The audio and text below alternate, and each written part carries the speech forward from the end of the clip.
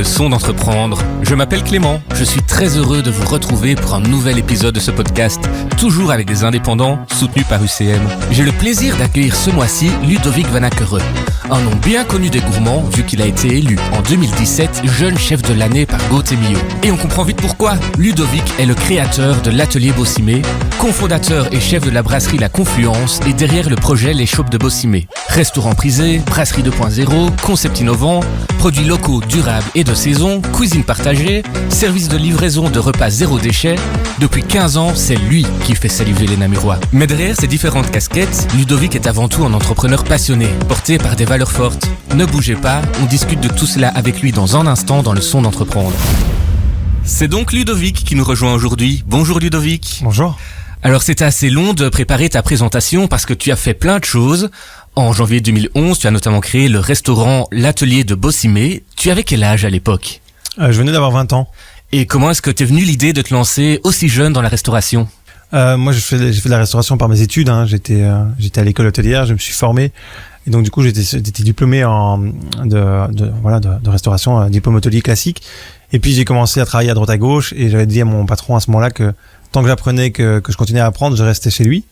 Puis, je me suis un peu vite lassé. Et du coup, j'ai créé mon resto parce que j'avais la chance de pouvoir avoir un petit coin à la maison que j'ai pu remanier, etc., que j'avais manié auparavant.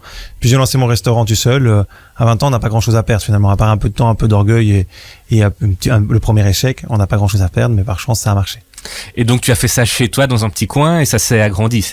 Oui, en fait, le concept du restaurant à la base, c'est que faut se mettre dans le contexte. À 20 ans, vous pouvez aller voir votre banquier, il est très sympa, il va vous recevoir, mais il va pas vous donner 100 000 balles pour pouvoir engager une personne, deux personnes, faire un grand resto. Et donc, du coup, il a fallu faire avec les moyens du bord. Donc, j'ai pu... j'avais déjà une petite cuisine que j'avais installée pour faire des concours que j'avais préparés à l'international et en Belgique. Et puis, avec ces concours, j'avais ce bel équipement-là, et puis j'avais cette belle passion de la cuisine. Et puis, du coup, j'ai commencé un petit restaurant, un peu comme une table d'hôte où j'accueillais 8 personnes. Tout seul, en salle, en cuisine, en même temps. Et c'est un peu le fondement de Bossimé, finalement, et de tous les projets, c'est que nos restaurants sont toujours des cuisines ouvertes. Le lien entre la cuisine et la salle est un peu inexistant. Ce sont des équipes dans un fonctionnement de management très libéré, très plat, très rond, très particulier. Et c'est finalement ce qui a créé l'ADN de la maison. Et tu accueilles combien de personnes maintenant dans ton restaurant ? Alors à Bossimé, au restaurant gastro, on a 46 places. Maintenant, on a d'autres activités, d'autres restos, comme la brasserie qui fait 70 places, comme des projets qui vont arriver d'ici peu aussi, qui vont être des restaurants d'environ 70 places. Quand tu t'es lancé dans ta petite cuisine, c'était un rêve de t'agrandir comme ça et d'ouvrir plusieurs enseignes ? J'ai jamais de point d'objectif. Jamais de dire, ok, je fais ça et moi, mon but, c'est d'avoir 6, 15, 23 restos. C'est pas l'objectif. L'objectif principal de la maison et de mon souhait, c'est de continuer à développer des choses positives, à travailler avec un état d'esprit plutôt, une dynamique, une philosophie, et qui s'axe sur un seul et même travail actuellement. On se concentre sur l'alimentation durable, au sens très large, et qui prend les trois piliers principaux de l'alimentation durable. La production primaire, par comment on fait de la nourriture, donc accompagner des agriculteurs, des producteurs, etc. pour avoir des produits. Et donc là, on a développé des incubateurs d'entreprises durables, également du coworking agricole, quelque chose d'assez particulier. On a également de la transformation, dans lequel on a développé une entreprise dédiée à cela, qui fait de la production à façon, etc., qui se nomme Artisan de Bossimé et qui porte le projet Échoppe Bossimé, la partie traiteur du quotidien finalement. Et puis après, la dernière chose, c'est la distribution innovante. Donc c'est comment distribuer, partager, développer cette passion, que ce soit dans des restaurants gastro, dans des restaurants plus simples, à la maison, au quotidien, dans des magasins partenaires. C'est toujours parler, distribuer cette passion et vendre les produits de manière innovante. Tu te souviens de ce que tu as ressenti le jour où tu as amené le premier plat à ton premier client ? Faut pas se fatiguer, à mon avis. Et c'est ce que tu ressens toujours la même chose aujourd'hui ou ça a évolué ? Non, c'est sans rigolant, mais quand vous savez, quand un peu, c'est un peu, chez moi, ça se construit petit à petit, quoi. Donc, le mec qui met la plaque et la lumière au plafond, c'est le même qui fait la cuisine et qui fait la vaisselle, Et puis, en même temps, il fait la compta. Et puis, quand on commence comme ça, c'est compliqué. Donc, quand on ouvre, c'est toujours complexe. C'est fatigant, etc. Je me rappelle avoir ouvert un resto et j'avais fait la nuit blanche, 7h du matin, j'avais pas encore fait le menu parce que j'ai d'abord commencé par la déco et tout ça.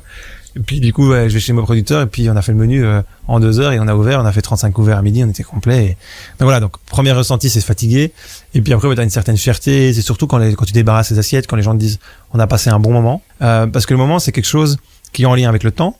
Le temps, c'est quelque chose qui n'est pas vendable, qui n'est pas négociable. Vous pouvez faire ce que vous voulez, mais vous pouvez jamais acheter du temps dans votre vie. Et nous, notre métier, c'est de donner notre temps au quotidien pour le plaisir des autres. Et donc, du coup, quand les gens nous disent j'ai passé un bon moment, donc le temps que j'ai passé chez vous était bon, était positif, mais c'est quand même une réussite finalement. Ça veut dire que le temps qu'on a octroyé reste et devient du positif derrière. L'important, c'est le bon moment, c'est tout. Ça veut dire que toi, t'es partout. T'es en cuisine, je sais pas, à la vaisselle, au service? Ça dépend à quel moment. Au début de ma carrière, j'étais partout, en vaisselle, à la cuisine, etc., au service, en même temps. Mais en même temps, quand on faisait de la cuisine, c'était un petit peu, puis un petit peu de service, un petit peu de trucs. Donc ça, c'était encore faisable. Maintenant, le projet grandit beaucoup et donc fatalement, on a spécialisé certains jobs. Au quotidien, tout le monde fait un petit peu tout. Et ça, c'est dans l'ADN de la cuisine, même si chacun a ses spécialités, a son savoir-faire, a son talent, qui peut exprimer au sein de l'entreprise et du projet. Et moi, en tant qu'entrepreneur, dans mon métier, dans mon quotidien, mais je continue à être un peu partout. Mais par contre, je spécialise un peu plus mon temps. La recherche-développement, par exemple, la création des plats, faire évoluer les équipes, ça va être plutôt mon job, plutôt qu'être au quotidien dans les cuisines pour faire la 20e fois la même assiette sur le service ou la 200e fois sur le mois et ainsi de suite, le même plat. Mais par contre, je vais plutôt avoir ce principe de transmettre à mes équipes au quotidien ce savoir-faire, cette vision et cette envie. Tu parlais de faire évoluer tes plats. Tu fais comment? Tu les testes? Tu as des nouvelles idées tous les jours? La cuisine qu'on propose, nous, elle est en lien aussi avec notre manière de fonctionner au quotidien. C'est que c'est on démarre du jardin, on démarre de la nature, on démarre de ce qui se passe. Donc, d'abord, l'input principal, c'est qu'est-ce qu'il va avoir comme produit. Il fait beau, il fait pas chaud, il fait machin, ça peut changer en 2-3 jours de temps. Puis derrière, on va quand même regarder ce qu'on a changé récemment ou pas. Donc, ce qu'on a changé récemment, généralement, on conserve. C'est en général un plat chez nous à une durée de vie, entre guillemets, de 6 semaines. Et puis après, on réfléchit en équipe. Et donc, des fois, il y a des gars, des collègues, des cuisiniers qui vont dire, OK, moi, ça m'intéresse, on va faire ça, ça, ça, ça. Et donc, on fait un petit graphique, on fait un petit truc vite fait à la main. Et puis, ils vont prendre des fois quelques tests. Puis, des fois, c'est moi qui vais faire quelques tests. Des fois, c'est avec ma collègue aussi, Léna, qui m'accompagne dans tout ce qui est, on va dire, transfert des informations, recherche-développement au quotidien. Un des plats qu'on sert actuellement, qui est un peu marrant. Là, on a la saison des mariages. Mm-hmm. Faut se mettre dans le contexte, hein. Faut avoir un peu faim.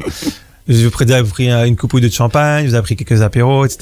Et puis le traiteur est chouette, hein, très bon traiteur, mais après il prend un peu de temps. Il reste sur les manches debout, 3 choux-fleurs et la sauce cocktail, etc. Et tout le monde se roule dessus et ce petit moment de plaisir, de satisfaction je me cale quand même quelque chose sur l'estomac parce que sinon ça va être compliqué le reste de la journée. Eh ben on a revisité ce plat-là avec un chou-fleur qu'on cuit au barbecue, qu'on fait légèrement fumer. On vient y apporter chou rave, on vient y apporter du chou romanesco, des choux de différentes couleurs avec des cuissons particulières, des préparations qui sont travaillées au vinaigre, des préparations qui sont marinées avec des baies de genévrier, d'autres qui sont juste crues également. On vient y mettre quelques fleurs du jardin et au centre, on a revisité une sauce cocktail parce qu'on on est parti d'une base de mayonnaise et on l'a corsé avec de tête de crevette grise. Appétissant. Et on a mis un petit peu de whisky. Donc c'est sympa comme création, mais des fois ça peut être tout à fait aussi simple que j'ai envie d'une dame blanche et je fais une dame blanche quoi. L'opposé quoi, très créatif et un peu presque fou et en même temps ça peut être de la gourmandise qui parle en premier. Donc c'est vraiment le chemin de créativité, il est hyper large, mais c'est d'abord la nature qui nous met sur la piste. Tous les produits dont tu parles, ce que tu utilises, ce sont des produits ultra locaux. Oui, alors la particularité, c'est qu'il y a 10 ans, moi j'ai commencé en faisant des produits locaux et c'est à ce moment-là, mais maintenant quand on en parle, tout le monde dit bah oui, c'est une évidence. Il faut se remettre dans le contexte. Hein. Il y a 10 ans, on faisait de la cuisine moléculaire et on faisait encore des petites billes en plastique et on faisait venir des citrons du bout du monde et les chefs avec beaucoup de respect pour eux étaient créatifs parce qu'ils trouvaient les pépites en termes de produits. Et une dynamique, c'était étonner les gens avec un chou-fleur. Chou-fleur est un des produits les plus communs dans les cuisines des ménagères et donc finalement arriver à étonner avec un chou-fleur, c'est quand même plus compliqué en termes de créativité que de venir avec un citron du bout du monde qu'on ne connaît pas. C'était un peu le parti pris du départ du resto et ce qui a fait que je me suis reconnecté avec mes tontons qui sont souvent agriculteurs. Je me suis connecté avec ce qui est mon enfance, finalement l'agriculture, le commerce des produits locaux que mon papa faisait, etc. Et en développant ça, on a développé tout un réseau, tout un mode de fonctionnement qu'on appelle maintenant un écosystème, qui se constitue d'environ 70 entreprises, 70 producteurs qui travaillent avec nous tout au long de l'année.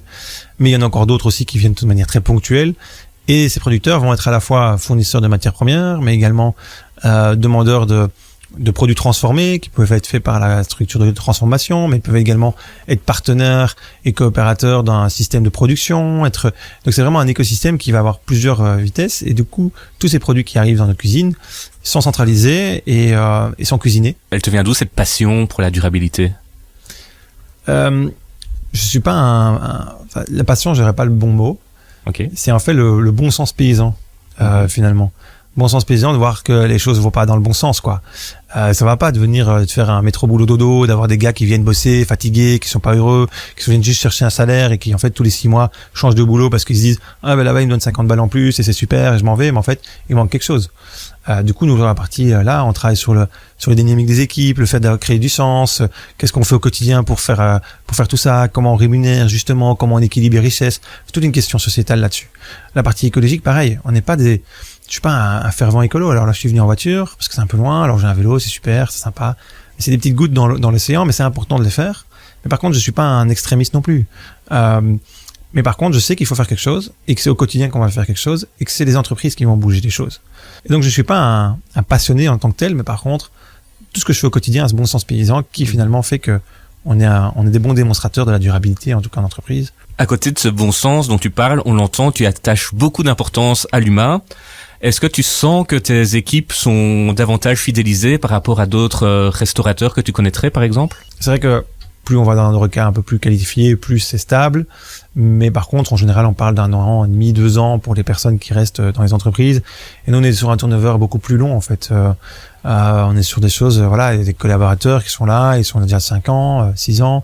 Mais par contre, ce que je suis heureux, c'est qu'ils ne partent pas pour un côté d'injustice au sein d'entreprise, ou un côté de j'ai pas du sens à travailler là, quoi. Je pense notamment à Maxime, un jeune homme qui a travaillé pendant plusieurs années avec nous, mais il a fallu longtemps pour prendre cette décision de partir, quoi.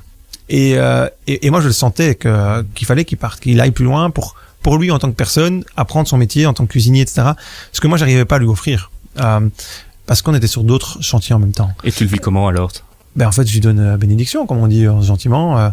On s'arrange et puis il dit voilà, moi je vais partir. Et souvent comme ils ont pas envie de partir trop vite, ils nous disent en fait chef, dans 1 an j'aimerais bien partir. En fait dans 1 an c'est quand même super long comme délai de préavis.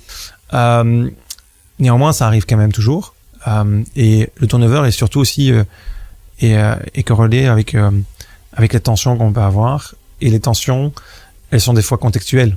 Des tensions dues à l'économique, dues à des crises qu'on ne peut pas mesurer. Ici, on a parlé récemment de la crise énergétique, des choses comme ça. Nous, en tant qu'entreprise, on subit ça plein pot. Une entreprise d'Horeca et d'agroalimentaire, ça consomme énormément d'électricité. Et donc, quand on double les frais là-dessus, quand on a le staff qui est augmenté, c'est super parce que c'est bien pour les travailleurs. Mais derrière, en tant qu'entreprise, pour aller équilibrer la bulle économique, il va falloir y aller, quoi. C'est un peu dans cet esprit-là que tu as créé un espace de coworking? Le coworking à Grigol, il était un peu dans le même esprit, mais il était surtout pour répondre à 2 demandes, enfin deux points de friction. Il y a énormément de personnes qui souhaitent se reconvertir dans le monde de l'alimentation, et notamment dans la production primaire. Et il est excessivement difficile pour les personnes qui se lancent d'acheter des terrains. Les terrains agricoles, cultivables, etc. C'est une ressource de plus en plus rare et qui est à la fois devenue également une valeur refuge pour des investisseurs qui achètent ces terrains-là. Et donc du coup, le prix est un peu décorrélé de la réalité d'utilisation. Donc il est plus possible maintenant pour un agriculteur d'acheter des terrains et de se dire je les achète et dans ma carrière je les rembourse. Mais nous du coup, on a la chance d'avoir la ferme familiale qu'on n'utilisait pas, qu'on utilise à 100%, mais qu'on veut faire convertir vers quelque chose de plus différent. Et donc, aller mettre dans cette 100 hectares, 2 hectares et demi de maraîchage qui sont des coworking, c'est pas trop difficile pour nous et ça a beaucoup de sens avec le restaurant parce que ça crée dans l'écosystème, ça permet de donner du travail, ça permet d'avoir des produits spécifiques sur mesure, etc. Et c'est quand même 6 emplois qui ont été créés spécifiquement dans ce jardin. Et après, on a l'incubateur d'entreprise qui là est plutôt un partage d'expérience et également une manière de dérisquer les jeunes entrepreneurs.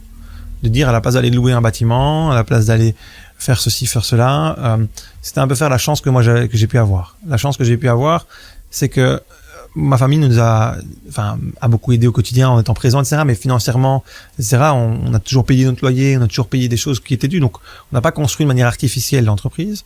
Mais par contre, la chose qu'on avait, c'est qu'on a pu la construire à notre rythme et un rythme qui était défini par la croissance réelle de l'entreprise et pas par des prévisions. Donc on a d'abord commencé par un petit local, puis après un peu plus gros, puis encore un peu plus gros, puis un petit peu plus gros, puis on a repris une petite partie qui était en face de la route, on a mis des stockages, et puis après on a piqué de la place de mon grand frère, on a mis une cuisine à la place, puis petit à petit comme ça. Et donc c'est-à-dire qu'on a mis les frais inhérents à la croissance de l'entreprise. Donc c'est ce que je propose avec ce système d'incubateur, c'est de dire, pour l'instant t'es une start-up, tu commences à zéro, en fait t'as besoin d'une cuisine une journée par semaine, tu payes la journée que t'as besoin, pas plus, pas moins. T'en as besoin de 2, c'est 2, et ainsi de suite. Et donc, en fait, on évite de creuser des trous dans des entreprises qui ont même pas de quoi creuser, quoi. Et t'as des exemples de projets qui sont sortis de ton incubateur? On a travaillé dans plusieurs projets. On a donc fait du fromage végétal, on a accompagné du fromage végétal, des glaces végétales, du lait végétal qui est dans le même projet, qui s'appelle Prétex Flores. On a accompagné du chanvre, des déploiements de tout ce qui était alimentation à base de chanvre, etc. Des huiles, des graines. Et donc là, on accompagne des producteurs de fraises pour faire de la confiture. On accompagne plusieurs producteurs, donc il y a vraiment beaucoup de projets en même temps. Et tu ressens quoi quand tu vois qu'un projet qui a été lancé dans ton incubateur, maintenant il fonctionne et tu vois que c'est quelque chose qui cartonne? C'est le plaisir d'avoir contribué à développer l'alimentation, quoi. C'est vraiment l'ADN. Là, quand on fait ça, c'est vraiment purement développer l'ADN de l'entreprise et la mission de l'entreprise qui est de développer l'alimentation durable. Parce que nous, financièrement parlant, c'est pas parce que l'incubateur, c'est le seul mot que j'ai trouvé pour donner ça de manière explicite. Mais quand on parle d'incubateur, on pense souvent le lien très logique de dire, en fait, t'investis dans des boîtes et puis tu prends des parts dans le bazar et t'espères que ça grandisse et c'est très capitalistique. Je ne décris pas ça, que du contraire, parce qu'il y a du risque. Mais nous, on prend pas le risque. On met à disposition des infrastructures qu'on a conçues pour mettre à disposition. On se fait défrayer pour ça. Donc, en fait, on est un peu remboursé de ça. On est équilibré. On met pas de billes dans les entreprises qu'on accompagne. Mais par contre, on les fait grandir. Et donc, c'est leurs entreprises, donc on les laisse partir. Donc, c'est vraiment une pépinière. Et du coup, c'est très gai de se dire, attends, j'ai contribué à tel produit. Et maintenant, quand je rentre dans un magasin X ou Y, que ce soit un magasin artisanal à côté d'une ferme ou un magasin type grande marque, c'est marrant de se dire, en fait, il y a une dizaine, 10, 15 produits, 20 produits qui sont là. En fait, ça, c'est moi qui ai fait la recette, c'est moi qui ai fait le packaging, j'ai accompagné sur ça. C'est quand même très gai de faire ça. Et donc, début mai, tu as lancé les shops. Est-ce que tu peux m'en dire un peu plus? Alors, les shops, c'est un peu plus vieux que début mai. En fait, les shops, c'est un projet d'alimentation qui est fait, c'est du traiteur, du quotidien, ou légèrement événementiel pour des réunions, etc., en zéro déchet. On a plusieurs axes de commercialisation. On vend soit directement dans des boutiques partenaires qui vont acheter nos produits et les revendre, les magasins, etc., où on peut acheter pour le quotidien. Soit on va livrer à domicile par un e-commerce, ou également on va commencer doucement à créer de l'événementiel par rapport à ça. On a également des points de vente personnels intégrés chez nous où on vend nos produits comme ça à Namur, au centre-ville. Donc c'est un petit peu un nouveau projet qu'on développe, mais ce sont des plats qui ont les mêmes valeurs que tous les plats qu'on construit et qu'on fait, mais qui vont être dans une fourchette de prix entre 5 et 15 euros maximum. Donc c'est vraiment des plats à manger au quotidien, quoi. Je pense à une pâte au saumon par exemple, pâte saumon fumée avec un peu d'aneth, les pâtes fraîches, c'est les pâtes fraîches qui sont fait réaliser. Le saumon, il vient du côté de Jean-Blou. Le saumon, la production même du saumon, c'est vraiment une production de haute qualité, label rouge, etc., bien maîtrisée, en faisant très attention à la durabilité de la production, mais plutôt dans les eaux froides, en mer, du coup. Mais là, c'est un peu plus loin, mais c'est des choses qu'on audite aussi, on mesure tout ça. Et là, on est à moins de 10 euros. C'est quoi la réaction la plus touchante que tu as eue dans le restaurant? Récemment, ici, j'ai je pense à une dame qui est venue et qui m'a dit, à Bossimé, on sait pas pourquoi, mais c'est un lieu qui nous permet d'avoir des moments de vie. Elle venait beaucoup avec son compagnon qui est décédé malheureusement. Et donc on l'a plus vu pendant 2-3 ans. Je sais pas pourquoi. Je me posais des questions, je me dis tiens c'est marrant, on la voit plus, etc. Simplement le temps de passer au-dessus de ça, de pouvoir revenir dans un lieu emblématique, etc. Et récemment, ici, il y a quelques semaines, ils sont venus manger avec sa fille et le monsieur qui a accompagné la fin de vie de son compagnon. Et pour quelque chose qui est personnel à eux, je ne connais pas mais tu sentais qu'il y avait un moment un peu particulier et puis ils ont dit voilà, on est revenu, ça ferme la boucle. Après il y a des choses des fois particulières, on nous demande beaucoup d'allergies, de choses que les personnes ne mangent pas, etc. Ça demande à tout le monde de refaire toutes les recettes comprenant cet ingrédient-là différemment et de proposer une alternative adéquate aussi bien que le reste. Ça veut dire qu'on cuisine spécialement pour cette personne qui demande une allergie spécifique. Et notamment une personne qui ne voulait pas manger de gras et de sel. Et du coup, en fait, ils cuisinent comme ça et ça a pris un temps de fou parce que dès que il faut enlever l'huile d'olive, faut enlever le beurre, faut enlever le sel, tu recommences tout, quoi. Et puis, en fait, à un moment arrivé, au milieu du repas, on voit la dame qui prend du pain, du beurre et qui met un peu de fleur de sel et qui mange. Et puis je les vois comme ça, ils s'énervent et tout. Je dis, les gars, oh, stop. De toute façon, c'est pas grave. On a fait le taf, on nous a demandé, on a respecté nos trucs, on continue. Ouais, rien à faire et tout, on continue. Non, on continue. La dame mange, prend son café, se lève, vient en cuisine, larmes aux yeux, mais quelque chose de... Vient près des gars et dit, merci. La première fois que je peux remanger au restaurant, etc. Et j'ai même pu m'autoriser un petit morceau de pain avec du beurre et du sel, chose que je pouvais jamais faire, parce que je vois que vous avez fait un effort extrême là-dessus. C'est mon meilleur resto de ma vie. Les mecs étaient, waouh, ils sont passés d'une émotion de, j'ai envie de retourner la table, à une émotion, c'est, mon métier est génial, quoi. Et rien que le dire, moi, j'ai des frissons, quoi. Donc moi aussi. Quand tu vois ton nom cité comme une référence de la gastronomie, tu en penses quoi? Bah, ça fait, c'est gay, hein. Faut pas dire le contraire, c'est gay. Mais non, on travaille pas pour ça. Donc, c'est chouette, d'être entre guillemets, une référence. Moi, ce qui me fait plus plaisir, c'est d'être de plus en plus, comme je dis, un lieu de démonstration, d'être, montrer que ça peut bouger, que ça peut faire des choses. C'est ça qui me plaît le plus. Quand on t'entend parler, on se dit que tu as des idées à revendre. D'où vient cette fièvre entrepreneuriale? Je pense que c'est un tempérament. Je pense qu'entreprendre, ça se vit, et continuer à faire des projets, ça se vit. Et puis, des fois, il faut un peu se freiner aussi, mais c'est des choses. Maintenant, on a mis le projet, mis l'idée, mais par contre, on a toujours le même projet. Toujours la même envie de faire un truc, c'est de développer l'alimentation. Mais non, l'alimentation, c'est très large. Déjà, si on prend rien que les 3 critères, on peut déjà en faire quelques trucs. Entre tes différentes adresses, est-ce que tu arrives quand même à faire la part entre ta vie privée et ton activité professionnelle?